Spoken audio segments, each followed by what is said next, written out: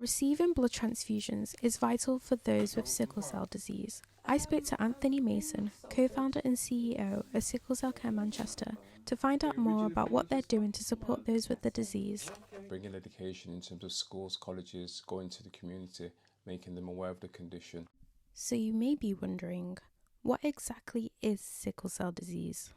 So essentially what it is the blood is not carried around the body as effectively as it ought to be because of the defectiveness of this particular gene that's in the body, the S gene, and therefore those that have got the condition have these challenges that they face. From the NHS constantly calling for Black heritage donors to give blood, it starts to raise questions as to why there may be a shortage in the first place. There's a few aspects, it's not a one answer scenario here. We have the historics of lack of trust within the system because of the historics. If you look at slavery, it's not as thousands of years ago, it's just over 100 years ago, but that's still in the memory.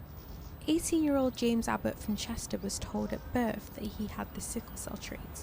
Although he may not directly have sickle cell, it still has had some effect on his life. Only lately I've realised it sort of affects me, physical ways. In what way? I did an RAF fitness test recently. I had to take a specialised one because the usual ones, they can sometimes hurt people with sickle cell. I realised it does affect me in certain ways. I didn't realise it did. I can't run as far as other people. Statistics show that if both parents have the sickle cell trait, then every birth will either have a 25% chance of having sickle cell, a 25% chance of not having anything at all, and then a 50% chance of having the traits. Do you think that will ever affect you when you're looking to have kids with someone?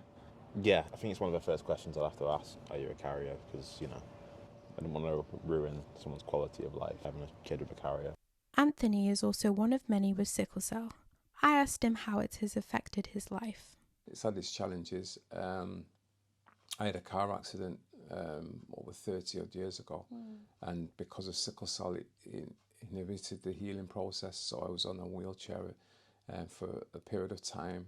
So the challenges that I faced, with health, sometimes with understanding myself with the condition, I think that was a major one.